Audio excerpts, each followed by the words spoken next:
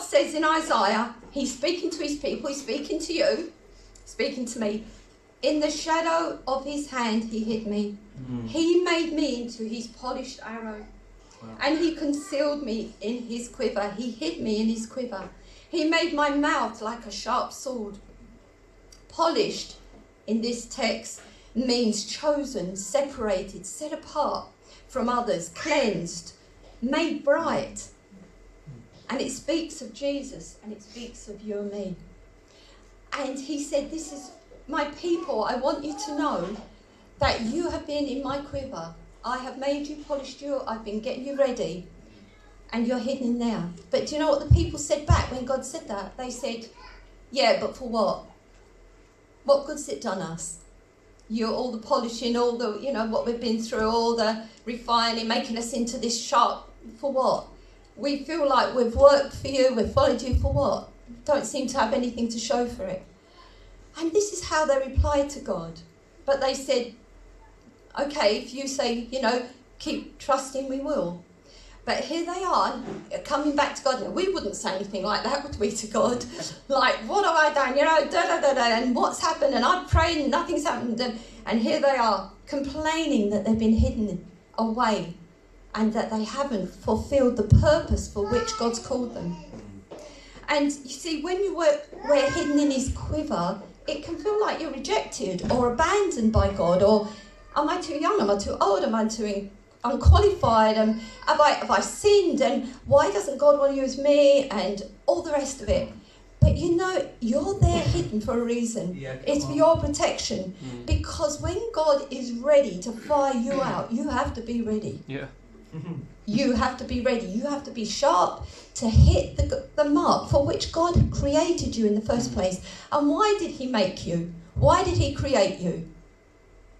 3 words. Always 3 words. The same 3 words. For his glory.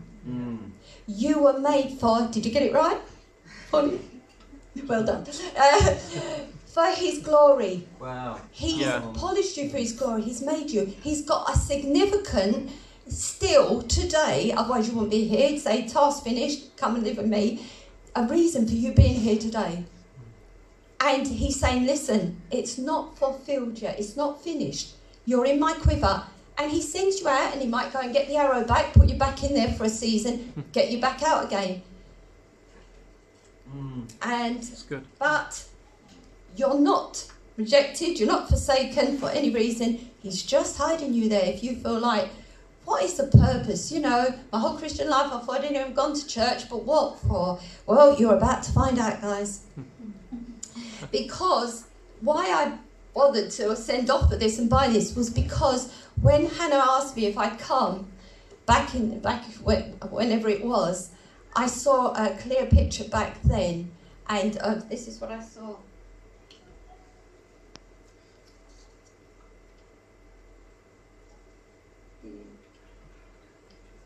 Now, please, Fergus and Gal, you better done. And any visitors, it's not usually like this. They're very friendly people here. But I don't even try because it goes rubber. Further than you think it does. It's not sharp. Now, listen, if you feel, no, Keziah's not in here, but Keziah used to do archery, didn't she? Yeah. Properly. I don't know how she done it. She's so tiny. And it's so hard to do archery. Has anyone done it here? Yeah. You have to do it for quite a force, don't you? Yeah. Well, Dave and I, we've regularly gone to Centre Park. So one year we said, let's do something, get out of the box. We do the same old things, do something we haven't done. So I said, how about archery? I've always wanted to be like Robin Hood, hit that target. Sorry, everyone ducks every time I move. And so I said to David, let's do some archery. So we did. So the guy said to us, it's raining, it's pouring. And so beyond the targets, there was about 5 of us on the team. He said, if anyone doesn't hit the ball, which is huge, as you know, and it goes in the field, you're going to have to go and get it yourself because it's raining and I don't want to go and get wet. I've got a cold.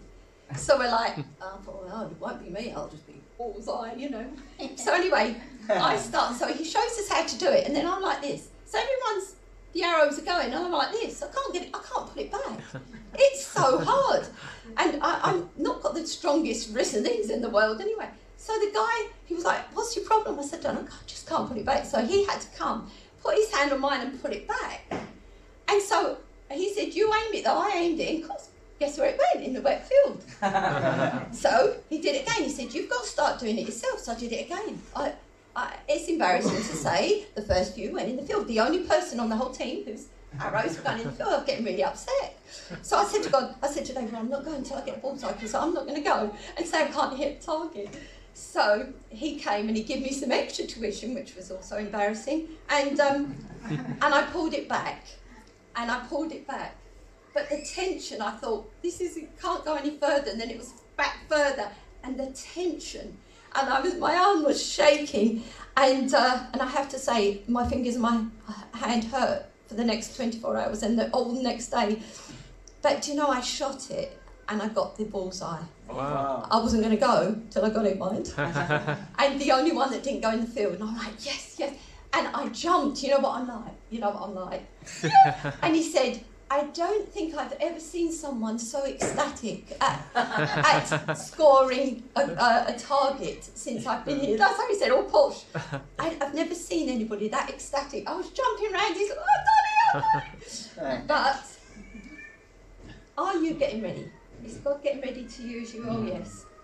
Now, this arrow is Grace Church. It's you. God's speaking to you right now. But you see, to be fired out, I could do this. It's not a lot of tension. Oh, it won't even go. It won't even go. And it just goes, bing. But you see, if you want God to use you and you don't want a lot of pressure in your life or a lot of intensity, then you won't go far. Yeah. But when God gets ready to really further your field of influence, the tension gets so great you think you're going to die. The tension where he pulls back in your life, the pressure where his hand is holding you back, it makes you shake, it makes you think, I'm not going to come through this. That's why there are so few that hit the target, that hit the purpose for which they're born, because when you start, God starts pulling you back. The pressure gets that intense, you think either I'm going to lose my mind, my body, my family, my kids, everything, because it gets that intense. And if you've been in a place like that, you should be praising God, because you're getting ready to be fired out further than you've ever been before into your purpose. Yeah. When I was at Grace Church, I had someone bought me a little archer with a little bow and arrow, and I had it on my desk in my office. I loved this. It was steel. It was just this little bow and arrow, and God asked me to give it to someone as a symbolic thing that he was going to use them to give it away. And I was like, oh, my little archer. But I did it because God said. And then when I did, I was like, I missed that on my desk. Did I have to give that away? Blah, blah. It meant a lot to me. God said, you did, because it was too small. Because he said, where I'm firing you now, he said, is so much further. It's too small. And he showed me a picture, a vision of a world with an arrow going through it. Like this. Wow. And then, that day, I went into town, and this was in a shop, and I was like, oh my goodness, that looks just like the vision God just gave me. But because it was more than I wanted to spend on it, I thought, oh, I wouldn't buy it, but that is exactly what God showed me. So I went home, and then someone came and visited me and said, I had a dream about you last night, and you were like an arrow, and you went through the world, and as you pierced through the world, all doves were released out of the top of the globe. So I went, okay, that's 3 times, that's it. So I run back to the shop that afternoon. I said, have you still got that globe? And I bought it. I think I actually asked him to knock it down. But you see, before that happened, I can tell you, you know me in Grace Church. I had my accident. I had to overcome my heart thing. I honestly sometimes thought, I'm not going to even be around or live to see God's fulfillment in my life. Because when he pulls you back, it gets so tense and it's so strained that you say, stop, I can't take this. we let it go. We let our destiny go because of pressure. Yeah. But I saw, and God clearly gave me this as soon as Hannah asked me to come here. And this is how it's worked over decades for me. If someone asked me to speak somewhere, normally God would give me the vision for what he's doing straight away. And I saw Grace Church. You're going further in your influence because I believe it's going to be more global, national now than local. And the intensities had to be there, the pressures had to be there. Because that's what happens before he releases you. And again, why does he do it? He said it's for my glory. Somebody said to me recently, how do I know that the desire in me, what's conceived in me is of God or not? And I said it'll be for his glory. Whose glory will it be for? Wow. If this is birth, yours or his? That's how you know what's in you. Is this desire really God's? It'll be for his glory. And that's why he's getting you ready, Grace Church, to fire you out. And you never know how God's going to do it. But he does it. Yeah. He said it to me, and nobody knew me outside of Grace Church. How would God even going to do that? I had that sitting there before the influence went out. But he has been so faithful.